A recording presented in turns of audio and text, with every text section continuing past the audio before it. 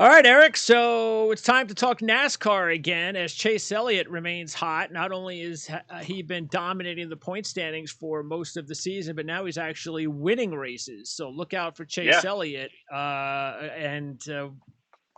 Unfortunately, it was not the way we wanted the race to finish. We never like to see the race finish under yellow, and I'll keep saying it until they decide to do something about it. And I know there's a lot of purists that's just the way it's always been done. And what are you going to do with gas mileage and all? But look, here's the deal: no other sport does it this way.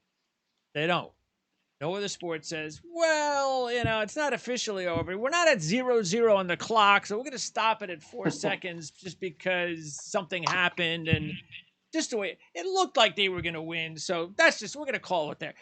No sport does it like this. And if they want to be taken seriously, and I know they do, as a major sport, they have to fix that. They just, because I as much as Chase Elliott deserved to win the race because he was the best car, you can't convince me that Ross Chastain could not have found a way to beat him because they were both kind of by themselves, and who knows what would have happened. They had like a half a track left. Yeah, and if you go back even to just the scheduled distance, that's the checkered flag. That's their buzzer. Corey LaJoie wins, and that's a wild ending for us. I think it changes the racing to get to that point too. So yeah, it's like a moving goalpost. Like, all right, well, when is the final lap? I get taking the white flag, meaning all right, the next time by is the checker. That's it. But should that be pre-regulation too? So it gets confusing. Yeah, so it's like if you're going to let them run to the finish green, then let them run to the finish green.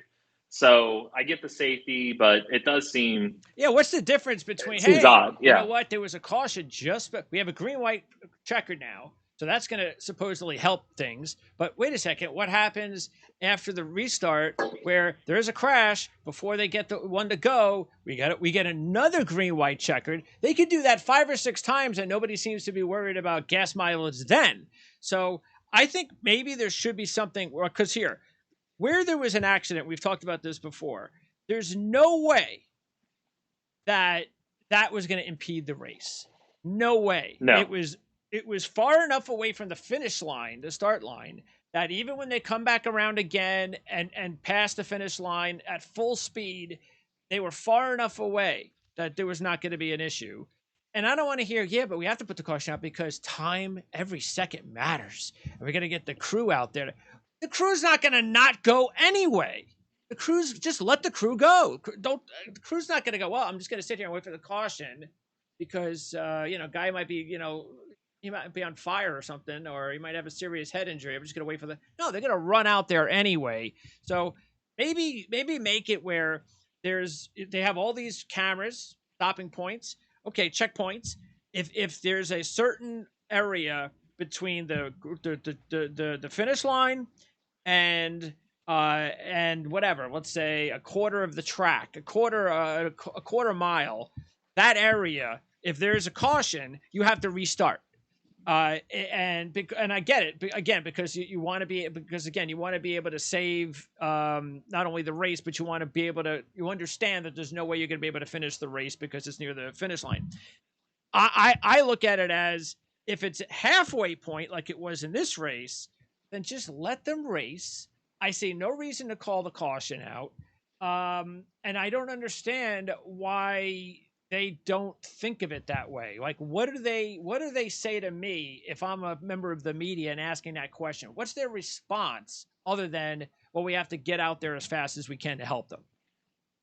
I think that's their main one is we got to be getting the safety cars out there to where they're not going to come around and run over a safety worker or run into another wreck at traveling high rates of speed. I get that. And they also do it limited to once you hit the white flag. So it's not like a shit show. You're not just wrecking every restart. But you're kind of already opened the door to do that when you go into overtime. And I get it. Stick and ball sports have overtime. But the whole thing just seems like it's off. Just like it's missing something. Like if you're going to go into overtime, then what does it matter whether it's the white flag lap or not? You already went into overtime, so just do it again. Or my thing is always just go back to no overtime. Just that's the distance. You know what you're racing to. It takes the fuel gamble out of it. You know what you're going to. And if it's a yellow, then it's a yellow. It's just that's how the cookie crumbles sometimes. It's just every other series does it that way as far as IndyCar, F1, that type deal. I know NASCAR does it across all of the board, but if I'm not mistaken, ARCA, they go even if it's the white flag. If there's a wreck, then they restart it. You got to do overtime all over again. So it's a slippery slope. ARCA just won't finish the race unless they can finish the race. It's under green, yes. But I think there's ways around it too, because I get it. These guys drive in over their heads when you get into overtime. If you're 10th, there's a reason you're 10th. Don't drive to just like you have a tank and barrel your way up to first and wreck everybody.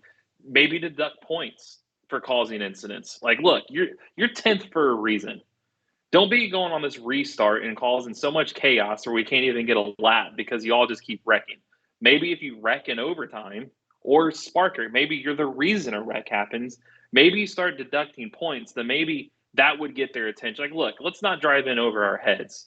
We were coming to the finish 10th anyways. We can't go from 10th to first in 2 laps. So maybe that would help ensure a green finish and ensure – because the top guys could trade out. Like you said, Chastain was coming. Who's to know Chastain wasn't going to win? We've seen at the Daytona 500 a few years ago when that big fiery crash in turn 3, when they called it early, which I get the safety aspect, but they're all the way over in turn 3. Those cars had plenty of time to slow down. You could have raced to the finish. Michael McDowell won, but Chase Elliott he was ahead. The caution light triggered. So there's a fine line where you can do this, but I don't. Short of ending on the scheduled lap that it's supposed to be in, I think you're always going to have controversy one way or the other, which makes it kind of amateur. I feel that's what I'm saying. To me, it's like NASCAR WWE returned on Sunday. It kind of seems like it, yeah. Especially because wink, wink, Chase Elliott was leading. Let's throw that caution out fast. Or hey, wait, Chase is second. We'll just wait to see what happens here. We're gonna have to throw the remember the All-Star race? It was Blaney's going to run away with this thing. There's a minor inconvenience of Stenhouse slapping the wall, but continue. But let's quick trigger. Let's throw the caution and bunch it back up. It's just like that's where I always go back to. If you want to just eliminate that, just go back to ending the race at the scheduled distance. That is the stick and ball sports would have. That's your buzzer. You don't play past I don't necessarily like this result, so let's play past the buzzer. Yeah. And let's add. No, you only go to overtime if the game is tied. Sure. So maybe do we get to overtime if you get to 2 to go? If the guy's within 0.3 of a second, 0.4 of a second, this could go to overtime. They're close. Then do you go into overtime? Not just because there's a wreck. Maybe if there's a wreck, but the leader's up by over a second, maybe no, we're going to end it. Because to me, it seems like it'd be like NFL, a team is up 42-3, but hey, we could spice this thing up a little bit. Hey, let's just send this to overtime. Yeah. That's not fair either. So it seems like NASCAR has not figured that balance out yet. And I feel like they should. If you're a major racing league, we shouldn't be asking these questions each week. It shouldn't be up to us. But come on, we're watching, especially we're watching a specific type of race where it can be repetitive, the way they're driving. And even though the super speedways can give us a little bit more excitement than some of the other tracks, still there's a repetitiveness to it. And then but when we're getting late and we get to that 30 lap and 25, now we're like moving up in our seat. We're starting in that 10 laps to go. Now we're like this.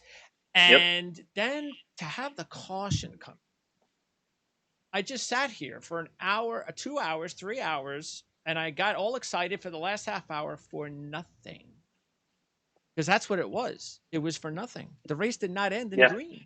That means they could have just handled this an hour ago because Chase Elliott was the best car and just handed him the trophy. And I would have been a lot better off than to have wasted that extra hour getting all excited for the last lap, which never happened. And I was going to say, you made that point. That's what I was going to make. It seems like it never happens anyways. It seems like every time we get up in our, oh my gosh, here we are.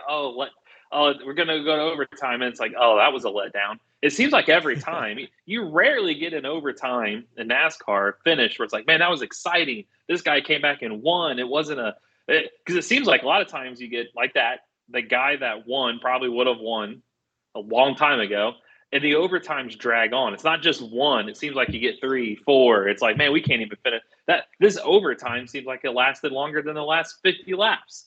That's why I always go back to, if maybe it's one of those things, if it wasn't broke, don't fix it. That if you just end at regulation and then figure out a way. Do it like ARCA. What's wrong with the way ARCA does it? Yeah, and that's why I said maybe deduct points. Maybe because if you don't do something, these guys will drive in. I think they've proven, hey, you know what? We haven't gone 5 wide all day. Let's just go ahead and do it right now. It's like that's you where got the to accidents have a come fine from. line. Yeah, it's always in the back. Is. Guys drive over their heads. That's and a good it's point. Like, hey, I like it. That'll stop so it. It will. It's like, hey, look, you can try to go for the lead. You can go 5 wide, but if you cause that wreck, you're going to lose 50 points. Foolish, you'll lose 50 points. Yeah. You get nothing for the day. So maybe drive smart. You were 15th for a reason coming to the white flag. I don't understand why they do that anyway, because if they wreck their car, well, I guess maybe they think, well, we'll lose 5 spots or something like that. But I don't know. Maybe they think that they can somehow win the race. I don't know. Yeah. It's just like that team that was down 21 points. They get, hey, we're going to send you to overtime against Tom Brady. And like, oh, okay, well, I'm going to throw a Hail Mary on the first play. What? No, you were given new life. What do you mean you're going to throw it? That's what these guys are doing. Or it's like watching a team down 40 points in basketball, and there's 4 minutes left, and they start fouling. It's like, dude, the game's over. What are you doing? It's over. Give up already. You're not going to win. Or your probably frustration is anybody listening, your favorite team, we've all been there. They've been down double digits to the point during a game. They're maybe down with 5 minutes to go, and they come back. They're giving you hope. And then they switch everything that they did to come back to like, well, what are you doing? You reverted back to the same team you gave me hope, and then you took why do you change what you do when you did something right to get back in there, and then you switch it all up again. Nope. We've seen that too many times then. But end of the day, the guy with the points, like we talked about last week. He deserved to win. Yes. The guys that we said on, well, I guess it was a day later, last week is the 4th, but we mentioned that it's either going to be a sleeper, Corey LaJoie, or it's going to be top heavy between Elliott, Chastain, and Blaney. It feels like they run good on super speedways this season. They're the top of the points. They're hot right now. And you look at the end, they finished 1-2-5.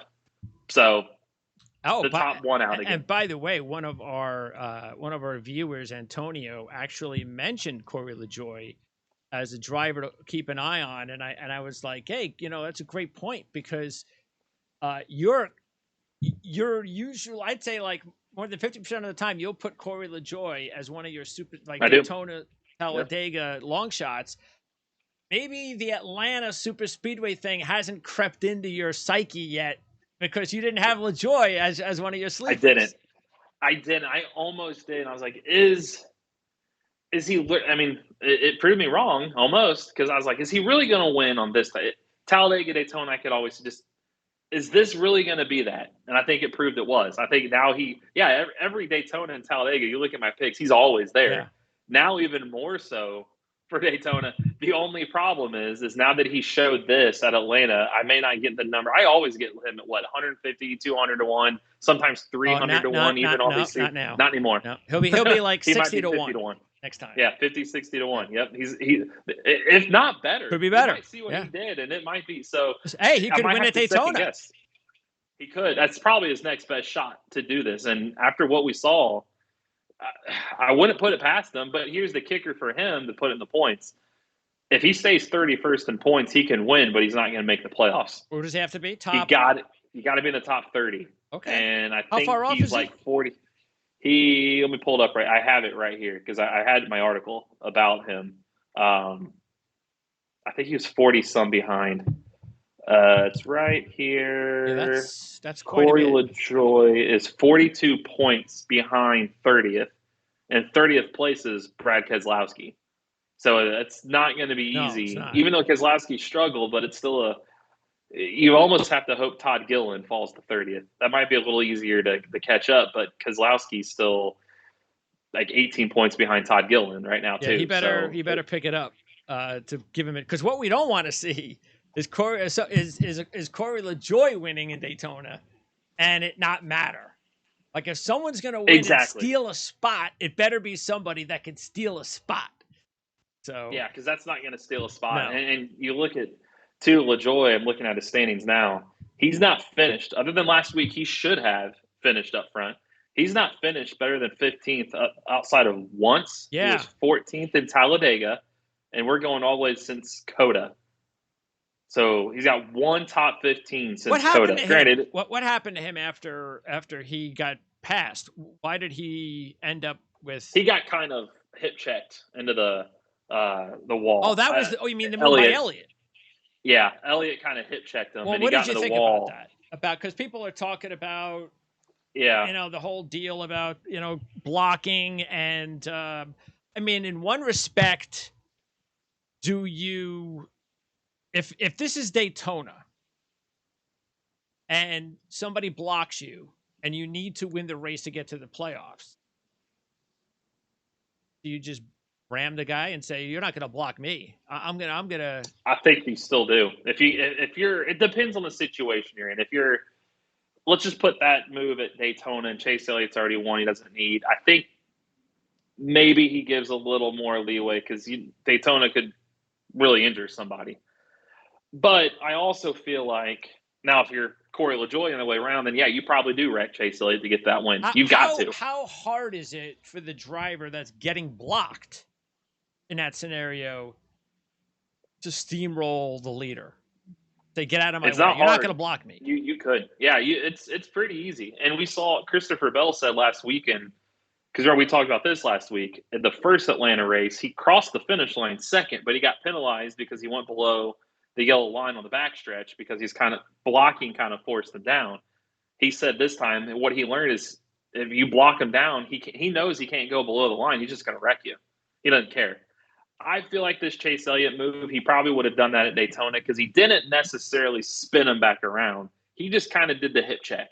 And granted, the other factor to all this is if you're making the move and you're getting blocked, it's because you have a run. It's because you're closing up on them. And a lot of times you can't just lift or hit the brakes because there's people behind you coming. And you could, if you do let up, you're going to get ran over and get caught up in a crash behind. If you don't let up, then you're wrecking the guy in front. So you're kind of damned if you do, damned if you don't. You kind of have to make the move. And I thought it was egregious. He had to, but I don't think it was as bad of a move as what some people said because he didn't spin him. He just, what I thought is like in a hockey tournament, he just kind of hip checked him. He just kind of put him up into I'm going too fast. I'm not going to lift, but I'm going to kind of maneuver my way around you to where I can at least, I'm going to have to make contact with you because you're blocking me, but I'm going to kind of hip check you into the outside wall to where it's not going to be, because LaJoy was already up there anyways. So it wasn't going to be as hard of a contact, and I feel like the wall just kind of shot him back down. All right, so here's my point then. If Corey LaJoy, if he just has it in his head, hey, you know what? I got to win this race. I'm trying to get to the playoffs. Even though we know that's not going to mean anything for him, even if he makes the playoffs. But, hey, I got to do whatever I can do to win a race. And if I got momentum and he's going to cut me off, I'm going right through him. Yep. Now, if he does that now, first of all, would that be wrong? Second of all, would that then open up the floodgates? And like, hey, you know what? If Corey's going to do it, maybe I'll do it too. So I think the days of blocking in these super speedways might be coming to an end. I think yes. I think it's yes across the board. Is it wrong? Yes. Blocking, and Tony Stewart said this a lot when he raced. If you block me, I'm just going to run right through you. That's not racing. But I feel like that's the precedent NASCAR has set by this too, though, where you kind of, one, have to block, and two, you got to take matters in your own hands and wreck them for blocking you because it is rewarded. A win gets you into the playoffs. That's right. Also, it gives you 5 playoff points. You get into the playoffs, a win gets you to the next round. So a lot of times now you will wreck first and apologize later. Hey, man, I had to do it. The system says I get to go to the next round. And with as tight as the field and everything is and job security, that could get you a next contract by winning that race and moving to the next round and moving to the playoff. And I think like for LaJoy, in that situation – Yeah, that could go along, because if you're Mr. Nice Guy, you're going to get ran over. Just ask Ross Chastain. He ain't Mr. Nice Guy. Yep. Nope. And he can't be. I mean, that's what made him Ross Chastain, which I wrote about that too. I mean, he was an aggressive driver. That's the reason. I think it was last year we did our fantasy team. I picked him up, and he didn't quite have the year at the start. So I said he's gonna ruffle feathers. He didn't quite do it last year because he didn't have the car, but this year he's showing what I thought he would last year. But that's what got him here. Why change who you are? Absolutely, you're an aggressive driver, and I like it. And the fans want to see it. We don't want to see these guys blocking all the time and getting away with it. It's boring. No, it is. So this is creating a lot of drama and chaos. But I also look at, as you said, the answer is yes to both, because this is what NASCAR created. We're not points racing as much anymore. We're racing for wins. We're racing for trophies. That's right. And the way that's set up is you got to do what you got to do to get there. It's not like these cars are separated by seconds anymore. They've got them all tightly packed together. They throw cautions to bunch them up. We go into overtimes to bunch them up. They kind of want this. No matter what they say, like, oh, no, that blocking, that can't be part of our sport. Well, you set the precedence. You kind of have to. You don't, the way these packages are made, you want the lead car who's earned the right to be in the lead to be at a disadvantage. Yeah, right. You want the cars behind them to be quicker than them. So what do you expect that person to do? And if the driver who blocks the guy who then eventually wrecks him, what is the guy now who blocked the dude going to say? Exactly. Well, that's the way it's always been. You should have been doing it the way everybody did it. I mean, come on. You don't have a point here. You blocked me. I have every right to take control of my space on the track if you're going to block me. Yep. Because it'd make me frustrated too. If you're running the inside line and you're faster than the car in front of you and they keep coming down in front of you, that would be going annoying. to get mad. Yes, that would be annoying. Yes. Now imagine doing that at high speeds. It's like, and your job's on the line, and the trophy and money's on the line. You are going to take matters into your own hands. Yep. So that's why I said racing's changed. I feel like racing became an entertainment sport than actual what it's called, racing. It's more for entertainment. And in the good old days, people say, you didn't have that where aerodynamics were a thing. And if you were in the lead, you had a fast car, you can stay there. Nowadays, it is literally made for the cars behind you to be faster than the car in front of you. That's just how the rules are. And if that's the case, and you're human psyche, if I'm in the lead, I'm not going to willingly let you pass me. Yeah. Why would I do that? Yeah. So I think that's the human nature kicks in, and you get a perfect storm, and that's what you see. So I don't think, as long as these rules, as far as how the races ran and how these cars are set up, as long as there are these rules, and I don't think they're changing anytime soon, this is what you're going to see. Well, somebody is going to be the first one, and it's going to be fun. And it's probably going to be at the Daytona race before the playoffs. That's going to be the one where it happens more than any, or maybe the Talladega race in the playoffs. Those are going to be the two spots where we could see it happening the most. And when it happens, let's hope that it does open up the floodgates, because that can only be a good thing for fans. That's for sure. And I think it'll be. I mean, just imagine the chaos after the race as well. That would be a lot of fun. Speaking of the new car, last week you had an article, NextGen car exceeding expectations through first half of the 2022 Cup season, and you had a whole bunch of stats to back it up. Well, and of course you can find that over on racereviewonline.net. What did you find out really? Because if everybody can read the article, and you have a whole bunch of good info to dive into there, but just, in a nutshell, what did you find out? Well, one thing that stood out to me was, since 2013, we're going back 10 years of racing, 10 seasons, we've had 21 first-time winners. That tells you more guys are winning lately. I believe the stat I saw NBC tweet out last week, too, after this article, is 29 of the 32 full-time drivers have won a race already in their career. So you got a lot of winners. But I also saw one stat, again, this doesn't take in Atlanta. This is pre-Atlanta. We had 844 green flag passes for the lead already. That's not counting a guy ducking down pit road. That's a pass on track where second place is past first place. 844 times already. That's the most through 18 races, which is the midway point, since 2007. 8 different tracks set records for green flag passes for the lead, which is amazing when you look at the tracks. When you got a road course, which that's at Coda, that's the second year, so I don't put a lot of stock in that one. Atlanta, which was moved, so it doesn't put a ton of stock, but it's still Atlanta. Vegas, Bristol Dirt, Darlington of all places, Kansas, Charlotte, and Nashville. What stood out to me there is you got Las Vegas, Darlington, Kansas, Charlotte, and Nashville. All races we all pretty much have said prior were snooze fest. Couldn't pass there. Well, they've all set records for green flag passes. And then through the field, passes through the field are up 36% this year alone, just in one car, just not counting first and second. We're talking just passes from first to last, all these guys moving around. We've seen 60,000 green flag passes just coming into last season. 60,000 times you saw a car pass another car. And the funny thing is we don't even need the stats to know what we've been watching the entire season, that this has been by far the best season that we've covered this sport on a week-to-week basis for excitement that I can remember. It has. And it also tells you, I feel like NBC last week, not as much. I feel like last week and maybe even the week before, or 2 weeks before Nashville, they have a love fest with Chase Elliott. It seems like Chase Elliott's their Danica Patrick. When she was here, is always, hey, where's Danica? Let's show her. But it goes, I thought Fox didn't do a very good job at this. We talked about this too.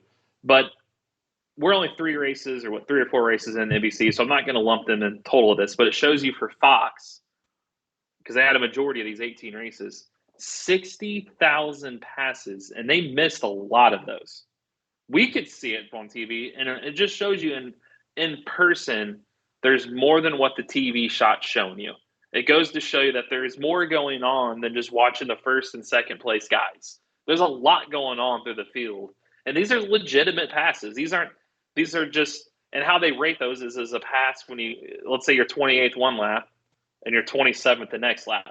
That's a pass. It's not just, hey, we passed you, but then they passed you back in the same. Yeah, it's it's for the next lap you've gained a spot or lost a spot. So it shows you, 60,000 passes is a lot in 18 races. So should we have so the naked screen? eye?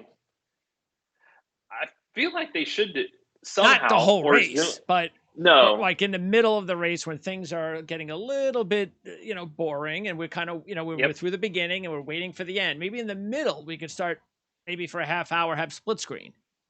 Yeah, I feel like that'd be a great idea. And even instead of focusing maybe so much on the leader, maybe, hey, there's a leader, but there's more battles going around. There's more. There might be a battle for 5th, 6th, 7th that might be ignored because we're talking about the leader too much, or we're talking about maybe a strategy which should be talked about. But I feel like when you are talking about, if there's action going on the track, that maybe I could see like, hey, we're talking strategy on the leaders, but there's passing. Yeah, split screen it real quick. Or maybe this is where you utilize Peacock, is you can use a different announcing booth, but maybe show the camera from the top. Maybe just show, because they have it on NASCAR's app. You can watch a camera angle that is that's a good idea. Like on top of the grandstand. This way you're promoting your product. Yeah, maybe show it on Peacock. Like, hey, look, if you want to see what actually looks like, tap into Peacock coverage right now. Watch this one. Yeah.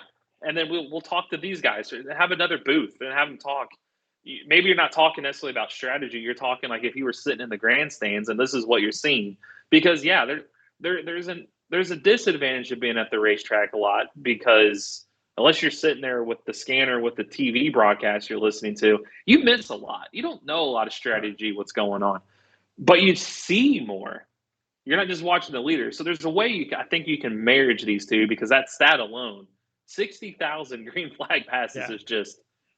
It shows you these cars can pass. Sure, and it doesn't always happen to the end, but at least we're not seeing any more of those 3-7 second wins and all that other stuff. Yep. It's a lot more entertaining. We've liked it, no question. We wondered how long it would last. Well, it's it. That's it. And matter of fact, I think we're here. Yep. I think you finally. I think you finally maybe decided to go all in because I noticed that you put money on your futures on Ross Chastain for the first time this week. Yep, And you've been holding off and trying to see if those odds are going to go up, and they're not going anywhere. And so you have some catching up to do. I do. That's why it's like, you know what? We're halfway through. I'm not too terribly late because I threw them all this week on. Yeah, I'm going to narrow it down to who I feel, which good luck can get the championship for.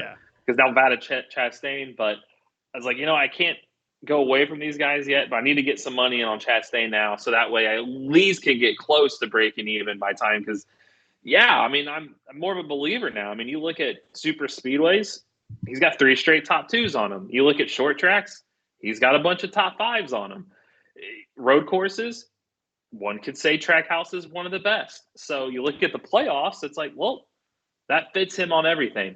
So it's somebody that, I think this is probably here to stay. I feel like this is what he's had. If you look at it, he's had 3 bad results. One was at Daytona. One was on the dirt. It happens. Yep. And the other one was at Darlington when he won the second stage. Those are his bad results. Yeah. That's it. That's the and Charlotte. Yeah, if you look at we'll go back to Martinsville. He's got the most top 5s and top 10s of anybody in the sport. And you look at the races he didn't finish in the top 10, 3 of them since Martinsville. One of them, like you said, Bristol Dirt, can't penalize him for that. The other one, Darlington, he spun while restarting on the front row. It's just when he hit that patch. And then Charlotte, the 600, he led the most laps that night. He finished 15th. So you look at him since then, like, we're talking about Elliott, as we should, 3 straight top 2s, but it's like that guy's not only hot now, he's sustained this now. He's for real. And you look at even someone like his teammate, Suarez, 3 top 6s in his last 4. One of them was a win. So it makes you wonder happening without the new car. It ain't even coming close. Nope. And everybody's on that equal playing field. And remember, we talked preseason, how long into the year before we talk about teams catching up? CJ said, what, the West Coast swing? I was the first month. Yeah.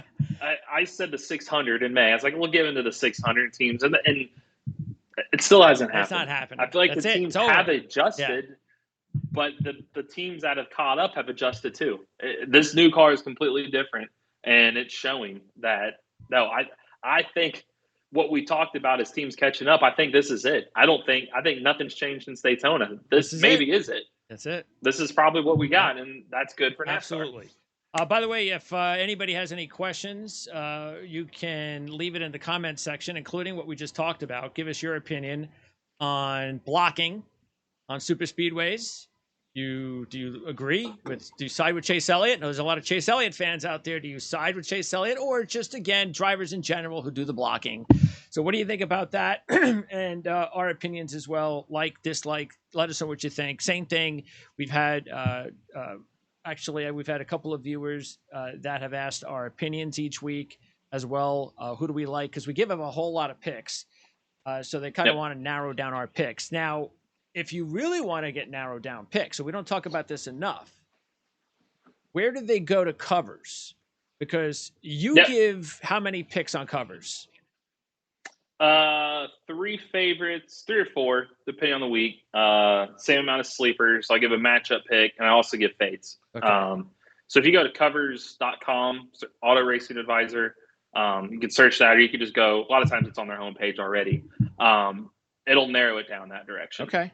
Yeah, I'll make a point to leave a link in our description area of where they can find your information at covers. Do they have to pay for that? No, I do not think they have to pay for that. I think that's free. Okay. Well, I know they don't, because you can have the links out there. Yep. Excellent. Okay, so now as far as by the way, there was silly season news. Tyler Reddick. Yep. Tyler Reddick, and not next year, the year after, is going to go to 2311 Racing. Denny Hamlin. With Denny Hamlin. And Michael Jordan. And who? What? Michael is Jordan, that a new car? They don't know yet. So he's taking over for Bubba. decided. That's what he's doing. I think it seems like he would take over for Kurt because Kurt's contract ends at the end of next season, so it'd be seamless. Okay. But Denny made it sound. So here's what made it interesting. RCR, you could tell, was kind of hurt by this, and I thought it was interesting that they tweeted after the announcement. Their statement is, "We are proud of the success Tyler Reddick has found at Richard Childress Racing. We're focused on winning a championship in 2022 and 2023. Although timing of this announcement could not be any worse." This came from his team right now. The timing could not. I think they were thrown off guard because Reddick just won Road America 2 weeks ago. That's true. He signed not extension. He had an option for next year, and he opted in. I'll stay. And I feel like the win at Road America, the team thought, hey, I think we're working on something long term here. We kicked Daniel Hemrick to the curb after winning Rookie of the Year a few years ago to find him a seat in Cup. We've honored our agreement. We know that he's a championship level driver. We've got to provide championship level cars. We know we haven't had that lately, but we're working the stride to get better. And I feel like they're getting closer and closer and closer. And you look at the standings the last 2 years, Reddick has beat the 2311 drivers. So I feel like they thought that they were working on something here, and then Reddick just drops the news. And to be honest with you, it was the most awkward announcement that has ever happened. It was a Toyota Zoom call, which was scheduled already. It was just sometimes they do that. A weekly board does this, the Zoom call. Denny Hamlin's talking, and then all of a sudden, after Denny's talking, Tyler Reddick just appears. And they say, hey, Tyler, I think you're on the wrong call. And he was laughing, and then Denny chimes in, no, actually, he's not on the wrong call. And I'm actually going to announce that Tyler Reddick is going to drive for 2311 Racing in 2024. And then Tyler comes in from his phone and sits down next to Denny. I'm like, what? Nobody knew this was coming. So I applaud him for that. And Denny said that we got our guy. This is who I wanted. I want somebody like this. And this is where I wrote about this. And the link's up on racereviewonline.net right now. Denny, it's a good that Denny's still a driver and an owner. Is he sees these guys firsthand. Sure. He knows who can race. Yep. He's like, hey, this guy's good or this guy's not. And we'll figure out the team dynamic. I know who's good on the track. And he liked Reddick. So then they found out that he wasn't signed anywhere, committed to 24. Hamlin went to Toyota. It's like, hey, what can we do to get him? I don't want to overstep boundaries here. So Toyota looked into it and gave him the agreement. You know what? Go for it. He's not tied to anything. So behind the scenes, they were working on this. And so they finally got to a point where, look, we don't know if we're going to be a 2-car or 3-car in 2024. We've got 18 months to figure this out. We want him so bad. We've got Michael Jordan. We've got the money. We don't even have a sponsor. We don't even have a car. But you're coming over. We'll make one if we need one for you. So I thought that was telling that, and now he's leaving. So now he's got the rest of this season that he's right now in the playoffs for, and all of next year with a team that at the bottom of the announcement, although timing of this announcement could not be any worse. Do you think you're going to get their entire attention? See, all right. Was there anything that could have been done from RCR's point of view? Like, was it their own fault that they allowed Tyler Reddick to open up conversations with other potential teams because they didn't have this conversation with him sooner themselves and lock him up? No, I think they tried. They did try. I think they wanted to. I think they've had extensions, but in Reddick, because they want him. Apparently Reddick had. Reddick, I feel like okay. I feel like Reddick I think he's 26, 20. He's mid 20s. Knows that I'm not getting any younger. I want to be a champion in this sport. And this team, the way they are right now, I don't want to commit long term because I don't know where they're going to be at in a few years. Yeah, we're on gains, but we're still not there yet. I mean, I've got one win. Like, we're still not there yet. This team's coming. This team's saying the right things. You got Michael Jordan. They got backing. They're willing to sign me without a car or sponsor in place. For this team, they need a car and sponsor. So I feel like RCR tried, and they felt like we've got something working here. He doesn't want to sign the extension. I'm sure they probably like, look, here's a blank contract. we don't have necessarily the money. We don't know what to offer you money wise. We'll lock you in for a lifetime if you want. But I feel another detriment is to this is Austin Dillon in the way because he's Richard Childress' grandson. He's not going to fire his own grandson. So because of that, Hemrick got taken out for Reddick. Now Reddick's here. Like, what more could you do there? You're never going to be the main guy. Austin Dillon's going to be the main guy there. Sure. So you want to race. What's the future truly going to look like for this team? Like they still, and I feel like 2311, knowing that they can negotiate, and where RCR is kind of limited on what kind of money they could offer, 2311 clearly doesn't matter. They clearly offered him something to entice him, knowing that he's got as many wins. 2311's won twice, in 2 years.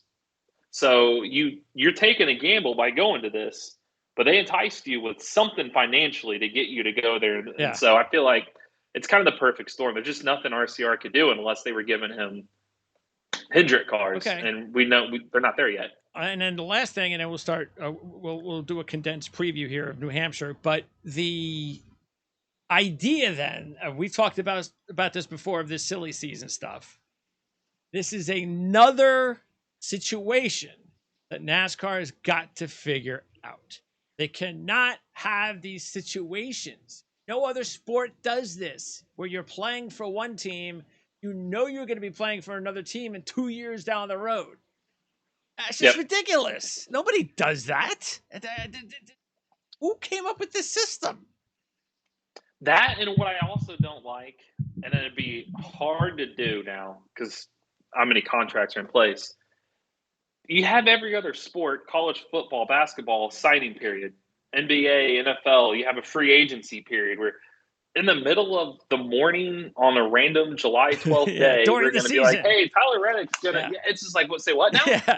Nobody knew this was coming. If there is a signing period, we can – so that's why I mentioned a few weeks ago, like, when are we going to do a silly season? So like, there might be some things happening that I don't fully know yet. And here's one. How could we do – I would never have guessed this, because now this opens a door. Does RCR like, you know what, we're going to just let you out of your contract early because this is – They might. How much engineering help could we give you? And a name that I would look at, which people have already asked, well, what kind of names are RCR? They don't know yet. They just found out today too. But one I would look at, Corey LaJoie. Maybe that finish in Atlanta could, hey, you know what, this guy we can probably get. This would be a good guy. But there's also LaJoie? Xfinity drivers. Like, I think he's 30 or 31. Okay. But he's a guy that is deserving of a ride like this, and he's not going to get in the way of Austin Dillon. Or my other thought is Ty Dillon. I mean, why would you not hire the brother of Austin Dillon and put them both under the same umbrella? It makes too much sense. But it just is awkward. Yeah, and we're just now across the midway point. It doesn't make any sense. It's not good for the sport. It's not good for their teams. How can they think it's good? Well, here's the other kicker is what they just did. Is I get Hamlin, and then Hamlin said, like, well, why'd you announce this now without all this in place? And he said, well, we got him, and two, we want to be transparent. We don't want to just skate around the bush because rumors get started, and we'll just get it out there. No, I'm okay with that. I get that, but here's the thing where I think it hurts Reddick for the next 18 months. No doubt. Is this is a new car. We're still developing. We're still testing. We're still learning. Lots of secrets. He's not going to Chevy. He's going to Toyota. Yep. Why would Chevy? I think for now, then, if I'm like, hey, we're gonna need your key to the simulator. He won't be there next year. He won't. He can't. He can't. That's how can he win a championship now this year? We can't share anything with him. Can't be with him next year. Can't. So that's why I think you just let him out of his contract early. You know what? We thank you for your services. We're disappointed. We're going to finish this year off. We were going to pay you next year. We'll take a pay drive. We'll move Ty Dillon over to your ride next year, and you just don't drive next year. That's it. We're because if this was the old car, I'd say there's not a lot of secrets. I guess there's minimal stuff, but it's with a completely new car first year.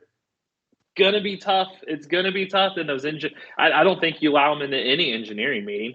I don't think you allow him any development meetings. So his growth just stops now. Gone.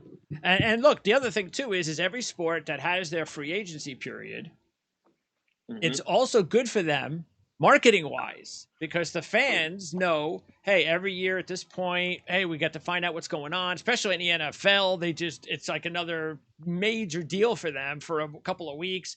So why wouldn't you want to take advantage of that as well and have your 1 week a year where in the off season, when no one's paying attention to NASCAR, your fans have nothing to do, and you give them something to get interested in the off season and have a free agency period. Yep. And I get with sponsorships it'd be hard because a lot of riders, but there's got to be a better You have to way. figure it out. You have to. Just a random announcement in the middle of the year, in the middle of the morning on a Tuesday is just too silly for a silly season. Yes, true silly. They got to get rid of that and call it free agency. Yes, because that's what it is, and that's what it. Yeah, it just makes it awkward. I think it makes it complete. I'm glad I'm not in that team. I'm glad I'm not, because that'd make it awkward the rest of this year. Now, last week, by the way, you are the new hot streak leader, because you have now hit 5 straight picks, or at least you've made money for 5 straight weeks. After Chase Elliott got the win last week, and he was your top pick last week. But interesting, I don't know, man. I think you're overthinking it because you didn't have Chase Elliott this week. I don't know, man. Nope. I think you're overthinking it. But let's get into it. How many? We have 4 drivers, and here's another way for anybody out there that wants to know what our picks are. When I bring up that we all agreed to have 3 drivers or 5 drivers or 6 drivers, I bring that up because that gives you a better across-the-board opinion on who we kind of all like. So if we all like those drivers, those are kind of, you would consider maybe our top consensus picks. And that's another way of maybe thinking of along the line if you want to go that route. So there were 4 drivers, and and we have 1 of each. We have a favorite, we have a contender, we have a long shot. So we got favorites, long shots, and contenders out of the 4. Chastain? No. CJ did not take Chastain. I almost didn't. I feel like this is the week payback may happen to him, but he's been too good on short tracks. Though. You have to put, you got to put money on him. It is. You have to. It's got to be a Gibbs guy. Kyle? No, you're the only one to put money on Kyle. Really? Okay. By the way, Hamlin? As far as that's concerned, New Hampshire Motor Speedway, Ford has won the last 4 races. Chevy has 1 win in the last 15 races at New Hampshire. It could change, but maybe that's one of the reasons you backed off of Elliott this week. But just keep that in mind. Chevy won for the last 15 at New Hampshire. Okay, next. Harvick? Yes. Yeah, that's a running theme for us. I think we all have been taking Harvick the last 4 or 5 weeks. Bell? No. Bell? I'm the only one that did not take Bell. He's on my fantasy team, and I'm kind of sick of putting money on him every week when he's not winning. I almost didn't go him this week either. If it wasn't for the runner-up last year, would Almirola or Cindric would probably be our longer guy, wouldn't it? Almirola, we all have Almirola. He's the long Almirola, shot. Harvick. So there's the 2, and then the other 2 would be the favorite / Hamlin. Hamlin? No, I did not take Hamlin. Hamlin. So Truex would be the only guy left. Truex. We all have Truex. So it's gonna be Truex. And there's 1 more left. And Blaney. Yes, and Ryan Blaney on Bovada is 6-1. Really? Yeah. Matter of fact, they have their odds are a lot different than the odds for what do we use? DraftKings? DraftKings. Okay, and yeah, so if I look at the odds right now for Bovada, they have Blaney at 6-1, Logano at 7-1, Kyle at 7-1, and then Truex and Hamlin 8-1. Wow. Elliott and Chastain are 10-1. They have Elliott at 10-1, so I already jumped all over that. And let's see if I see anything else that sticks out that's different. I think those are the main ones. Yeah, those are the main ones. I was like 6-1, and then Blaney, he hasn't won a race this year. No, that's the. I mean, this could be a good week for him, but come on, 6-1 for no. I don't know what they're thinking. We all like there. him, but yeah, you know, not for 6-1. No, 9 or 10 to 1 where you can find him at is probably about where he should be at the high end. But that's why what I did was, because I already I wager on golf. So what I did was, since the Open Championship will be over before NASCAR starts on Sunday because of the time difference, I said, hey, you know what? Let me put about $6 or $7 and invest on parlays with the golfers I like and the British Open, and parlay it with Blaney. And by doing that, if you just put a $1 parlay, like my top pick this week is Scheffler, he's 18 to 1. So if I put Scheffler at 18 to 1 for $1, with Ryan Blaney at 6 to 1, I can make, I think it's like $150. There you go. What the hell? I mean, I put $1 on Blaney, I make $6. So if I like Scheffler, then why don't? So that's the way I did that, because at 6 to 1, I'm like, I don't want to put even money. I don't want to put like $10 on him and make $60. I could put $10 on Elliott and make $100. Anyway, and what's odd, and what's odd too is last year Almirola didn't score any stage points in the first stage. Starting position hasn't mattered here, and if you look, I broke this down this morning. For the last 5 races, the winner of that race did not lead a single lap until the final stage.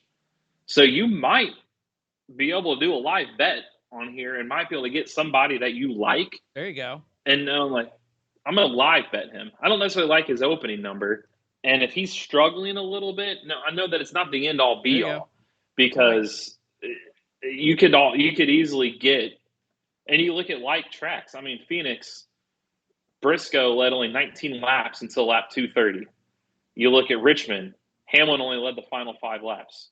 Martinsville, Byron didn't lead any laps in the first 186 laps. All of his were the second stage on.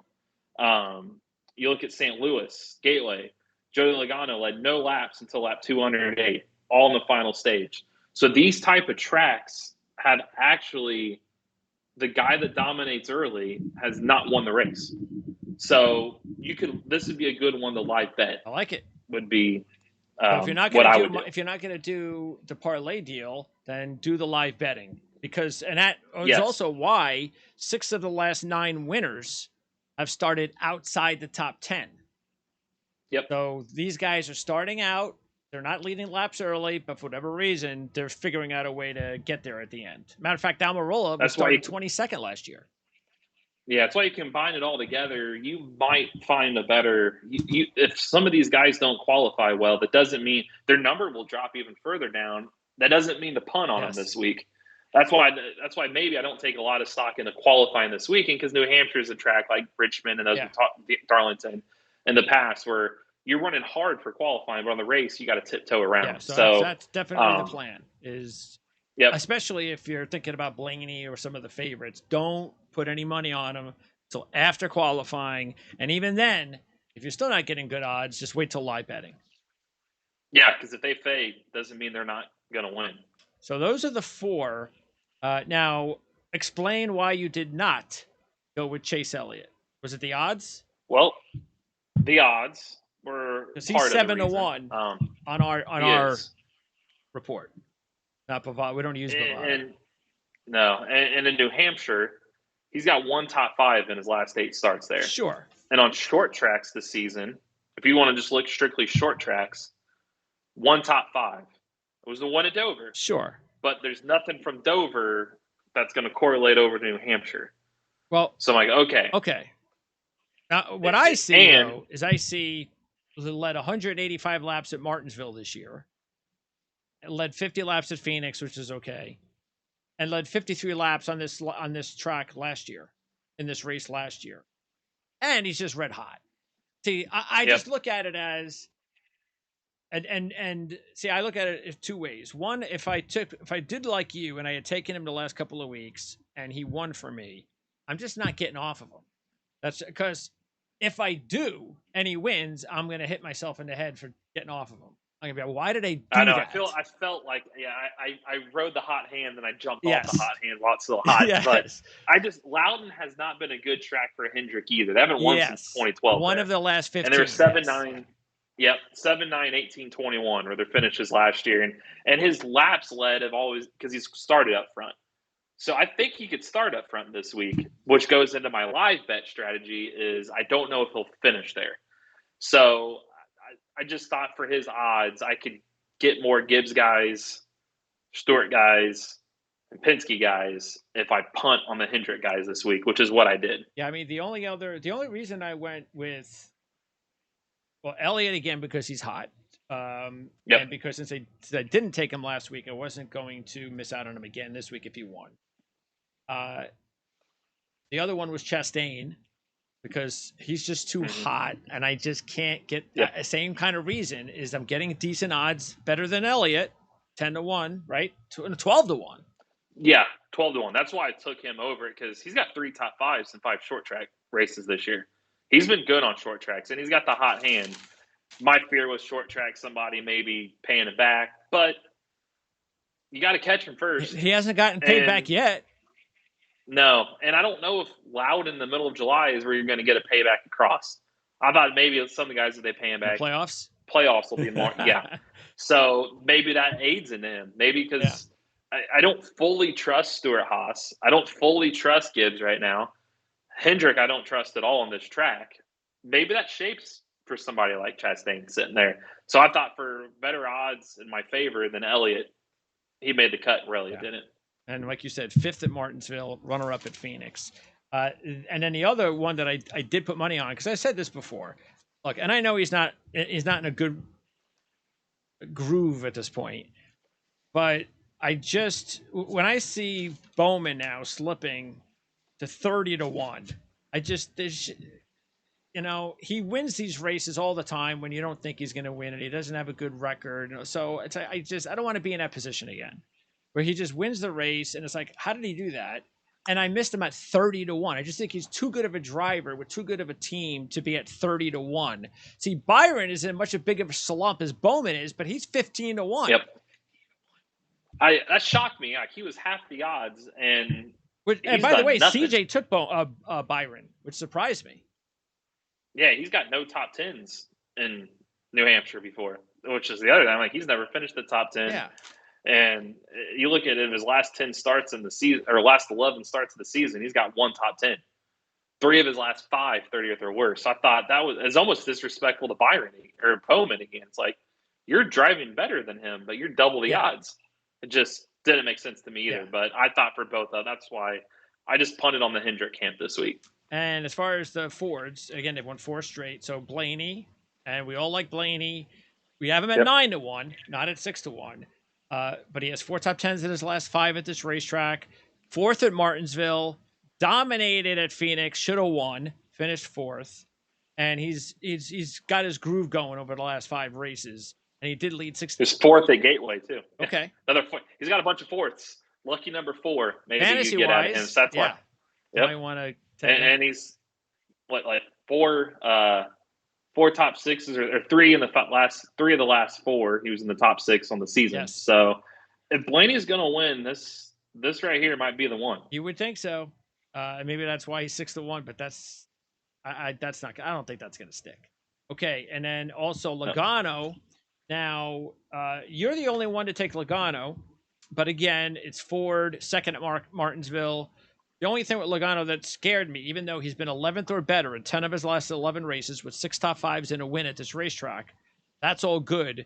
But he's only led 1 lap in his last 9 at New Hampshire. That scared me off a little bit. And he's got 2 wins already. I don't know if Joey Logano is a 3-win race driver at this point in the season yet. I wondered, and he's struggled on the season. He's not far off. He's almost like Denny Hamlin in a way. Like all he's doing is winning races.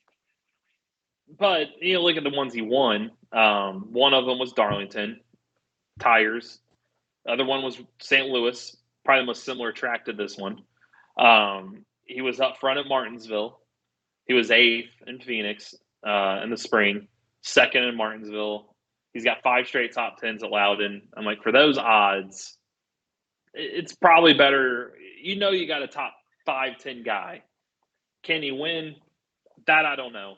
But you're giving me a guy with those odds that I know as long as he's going to be there in the hunt, I'm going to take it. So that's why I took him. than the other Fords. Again, we all jumped on Harvick, and again, we're at that point where we're still getting good enough odds on Harvick, and just one of these weeks he's got to win so we can cash in on him. I keep putting a little bit more money on him each week, hoping that he's going to win this week so I can take advantage of it. He's got 8 top 5s in his last 11 races at New Hampshire with 3 wins in that span. So, and he's just grooving away. Fantasy-wise, he's doing a great job. He is, and this has always been Stuart Haas's, I wrote about this, get-right race. 2019, 0 wins on the year, Harvick wins. Last year, Almirola comes in, wins. Yes, they won once this year. That was way back in the spring. This could be their get-right race. It just seems like Stuart Haas is good at Loudon. Does the new car change that? We don't know yet, but it's been their get-right race in the past, and they've been pretty good. Well, Briscoe won Phoenix. This comparison. Exactly. And Almirola was 5th at Gateway. So he won this race last year, and they need a win. I mean, you look at, oddly enough, the guys on the playoff bubble. Ryan Blaney hasn't won yet. We just made his case. Martin Truex Jr., he's been really good there. He's the next behind. Christopher Bell finished 2nd in this race last year. He's the last guy on the cut line. Then you go Harvick, the first guy out. Almirola is the next guy out. These guys are all good here, and they all need wins. They're on the playoff bubble. So it just feels right. Where last week I said it felt right, where the top heavy and the points will probably shine on the speedway type track. This race, I feel like the bottom guys in the playoff standings, as far as in or out, are going to shine because they're all good here. They have to. And I think they have this one circled for that reason. And you're getting good odds for them right now. So you might as well capitalize on them. That's the other reason why I punted on Hendrick was for this. These guys are good here, and they have to win. You're getting better odds if you go this direction. Yeah, I mean, Almirola has finished 11th or better in his last 4 at New Hampshire with the win last year. And he has, 8th at Martinsville, 12th at Phoenix, so that's nice. And by the way, you also took Cindric, who's 30-1. And we've been talking about him the last few weeks, that he's getting better. And this is, again, part of the reason why I was – and by the way, CJ did have a big week last week on his fantasy team. This is what I'm concerned because he's got guys that can – Truex and Cindric's getting hotter, and he's already got Elliott. But, yeah, Cindric is now 3rd, 7th, and 5th in his last 4 races. He's hot now, and you put a little bit of money on him as well. Had to. He's got that Penske program still. He didn't have as good of results on light tracks early in the year, but I feel like he's a rookie. He was still learning. He's got those notes still from his teammates that are good at Loudon and good on those tracks, and he's hot right now. So I rode that hot hand for, 30-1 or 25-1 or something crazy like that. So yeah, for the big number, had to have taken for that. And then speaking of Ford, I actually jumped in on the Cole Custer deal this week. Cole Custer's my Corey LaJoie this year. You have to for these odds. 250-1. He finished 14th and 8th in his 2 races at New Hampshire. So the Ford and how he's raced here, all right. I'll put a couple of bucks on him this week. Yeah, and Stuart Haas, as good as they've been, why not him? So he's a guy that would really shake this playoff grid for a loop. And who's to say he can't win? He won, I think it was a year ago today, in fact, at Kentucky. His one win. I was there. I covered that race. Nobody was there to see it other than the few of us in the press box, but he won. So, yeah, it'd be fitting. A year ago this week, Cole Custer was a winner, and then he wins again. I can see the headlines now. That'd be nice. For 250-1, that's why I went in his direction. Let's do it. And as far as Toyota, so again, you're the only one to put a little bit of money on Kyle, who has 10 top 10s in his last 14 at New Hampshire with 7 top 5s, 4 runner-ups and 2 wins. But he's crashed in his last 2 races at New Hampshire, and that's kind of been his MO the last few weeks. So I was like, nah, I'm kind of staying off of Kyle this week. Things just aren't going all that well with him. Hamlin, meanwhile, 11 top 5s and 3 wins all time, 6 runner-ups at New Hampshire. But he hasn't been all that great on these tracks this year. And Truex, 7 top 10s in his last 9 with 4 top 5s, and he's led almost 600 laps during that stretch. But he hasn't led a lap at New Hampshire in his last 3 races. hasn't been great on these tracks this year. But with Truex, and we all took Truex, with Truex, it was just a matter of, it's obvious is that, again, even though he didn't finish well at the road course race, it's not his deal. It's not Toyota's deal, but his finishing result was still pretty decent. And then he might have won last week if he didn't kind of get all screwed up and knocked over. But that's kind of why Martin Truex Jr. has never won one of those races before. But there you go. You know that with the whole personal stuff behind him. I actually asked CJ if he would trade Martin Truex Jr. I just said, "Oh, really? Are you interested in trading Truex?" I didn't offer him anything. I just said, "Would you be interested in trading Truex? And if so, what for?" And he said no. He says he thinks he could win anywhere from 1 to 3 races before the end of the season. 3 would be a lot. Yeah. I do think he can get a win, and I do think this could be the week. I mean, you look at Gibbs too, where I said Stewart Haas has been winning. Gibbs has had the front row seat for it. They finished runner-up, one of their drivers, in each of the last 4 Loudon races. 6 times in the last 8 at that. The 2 that they didn't finish runner-up in, they won. So they're right there. It's like you got Stewart Haas and Gibbs is right here with them.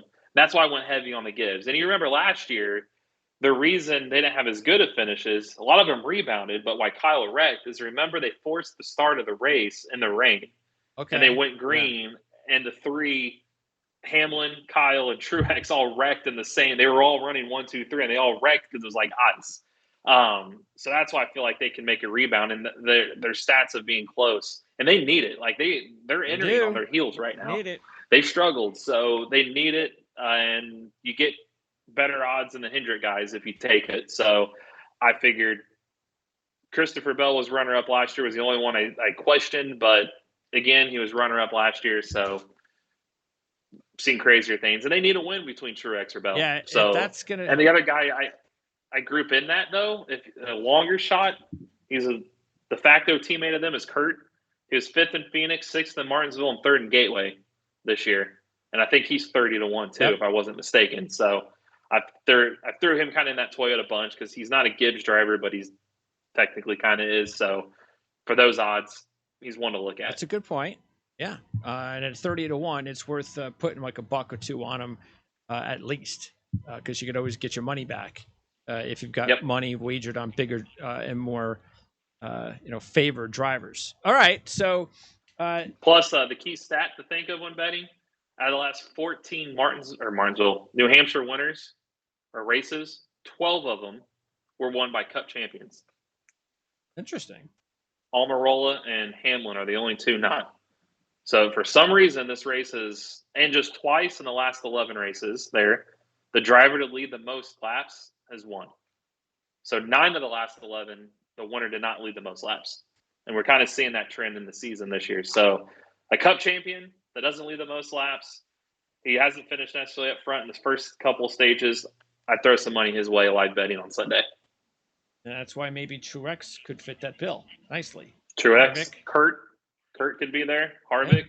Yep. So some guys that could come our way. But it's also important to, and I think this would be also another good way to find out whether or not that those types of trends won't be useful anymore if a non-championship driver wins, because then you'll go, well, exactly, a new car. And so we have to try to make sure that because we haven't seen a race yet in New Hampshire. So we have to try and use those trends and use them wisely when we're taking a look at what's going on this year. Because there's no more New Hampshire, right? This is it. One and only of the year. Right. Yep. So we won't have. So this will just be something that'll carry over to next season. Kind of the anomaly. Yeah.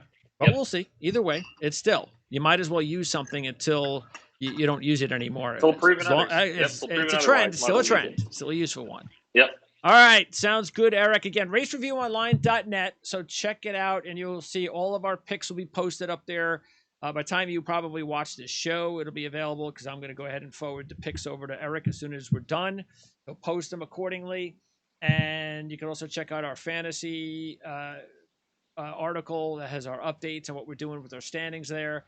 And same thing with our futures, which we will talk about at some point in the next couple of weeks. We'll get everybody updated on how how we're thinking our strategy is as of today compared to the entire season, because it's starting to get, it's getting interesting. We're only got 6 races after this, and then we're into the playoffs. Yeah, like 6. Yep, get close. Oh, and a little over a month. And there's an IndyCar race at Toronto on Sunday, right?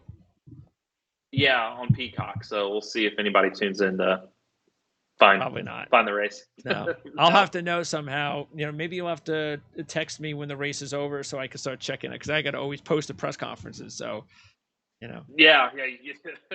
Well, hopefully those are even.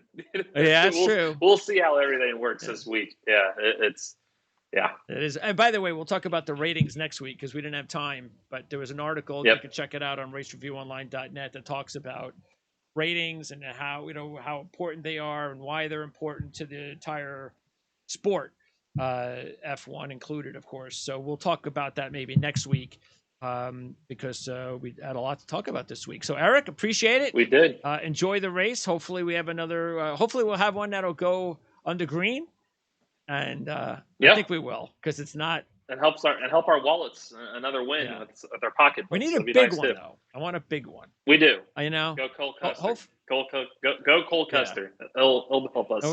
He's the one. Harvick would be nice. We got to cash. Harvick would be nice.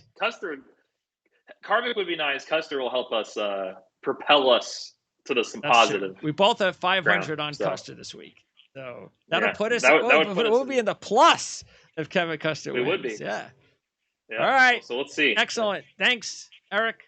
Thank you. Next week. Yep. See you next week.